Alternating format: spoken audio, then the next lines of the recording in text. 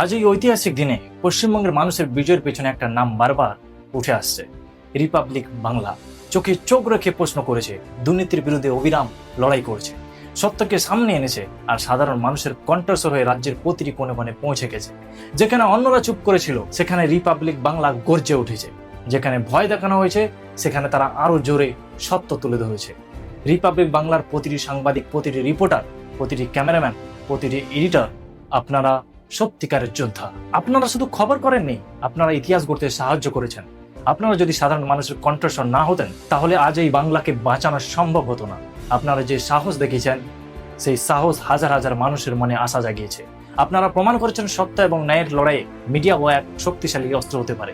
Republic বাংলার প্রতিটি সদস্যকে আমার আন্তরিক শ্রদ্ধা ও অসংখ্য ধন্যবাদ। আপনারা গর্বের সাথে মাথা উঁচু করে বলতে পারেন, আমরা আমাদের দায়িত্ব পালন করেছি, আমরা বাংলার জনগণের পাশে ছিলাম। আজ এই বিজয় আপনাদেরও।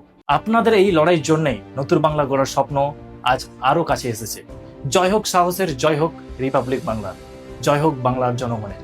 যদি আপনিও গর্ববোধ করেন তাহলে এই ভিডিওটা অবশ্যই লাইক করুন, শেয়ার করুন এবং কমেন্টে রিপাবলিক বাংলাকে ধন্যবাদ জানান।